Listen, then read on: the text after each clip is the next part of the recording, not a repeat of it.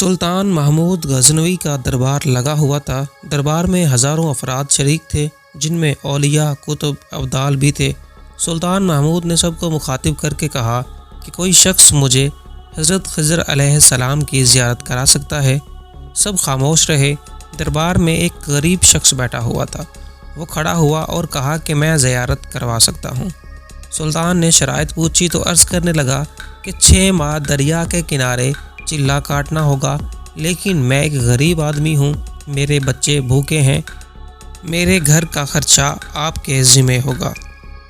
6 ماہ گزرنے کے بعد سلطان نے اس شخص کو دربار میں بلایا اور پوچھا تو دیہاتی کہنے لگا کہ کچھ وظائف الٹے ہو گئے ہیں، لہٰذا 6 ماہ مزید لگیں گے۔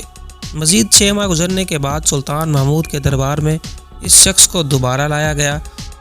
سلطان محمود غزنوی کے سامنے جب اس کو پیش کیا گیا تو بادشاہ سلامت نے پوچھا کہ میرے کام کا کیا ہوا؟ یہ بات سن کر دیہاتی کہنے لگا کہ بادشاہ سلامت، میں ایک گناہ گار آدمی ہوں، کہاں میں اور کہاں حضرت خضر علیہ السلام۔ میں نے تو آپ سے جھوٹ بولا تھا، میرے گھر کا خرچہ پورا نہیں ہو رہا تھا، میرے بچے بھوک سے مر رہے تھے، اسی لیے ایسا کرنے پر مجبور ہوا۔ سلطان محمود غزنوی نے اپنے ایک وزیر کو کھڑا کیا اور پوچھا کہ اس شخص کی سزا کیا ہونی چاہیے؟ وزیر نے کہا کہ اس شخص نے بادشاہ سلامت کے ساتھ جھوٹ بولا ہے، لہٰذا اس کا گلا کاٹ دینا چاہیے۔ دربار میں ایک نورانی چہرے والے بزرگ بھی تشریف فرما تھے، کہنے لگے بادشاہ سلامت، اس وزیر نے ٹھیک کہا ہے۔ بادشاہ سلامت نے دوسرے وزیر سے پوچھا کہ آپ بتاؤ اس شخص کے ساتھ کیا کرنا چاہیے؟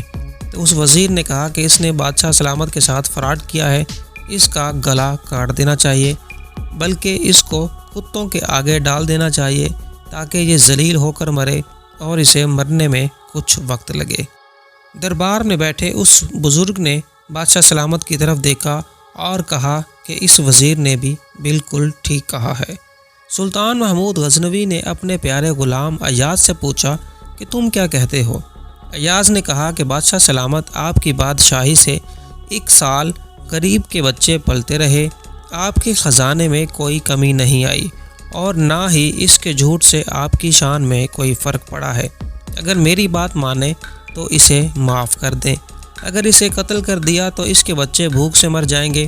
ایاز کی یہ بات سن کر محفل میں بیٹھا وہی شخص، نورانی چہرے والا بابا، کہنے لگا کہ ایاز بالکل ٹھیک کہہ رہا ہے۔ سلطان محمود غزنوی نے اس بابا جی کو بلایا اور پوچھا، آپ نے ہر وزیر کے فیصلے کو درست کہا، اس کی وجہ کیا ہے؟ مجھے سمجھ نہیں آئی، مجھے سمجھائیں۔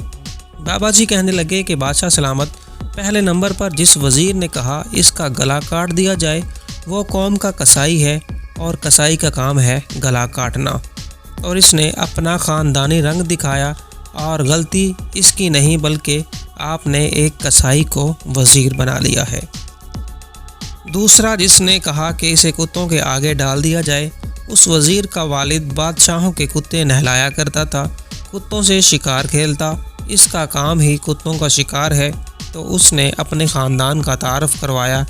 آپ کی غلطی ہے کہ ایسے شخص کو وزارت دی جو نااہل ہے، اگر ایسے لوگوں کو وزارت دی گئی تو لوگ بھوک سے مر جائیں گے۔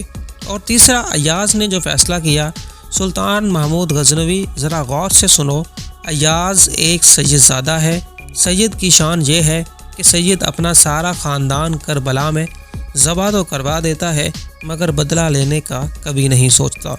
سلطان محمود اپنی کرسی سے کھڑا ہو جاتا ہے اور ایاز کو مخاطب کر کے کہتا ہے کہ ایاز، تم نے آج تک مجھے کیوں نہیں بتایا کہ تم سید ہو؟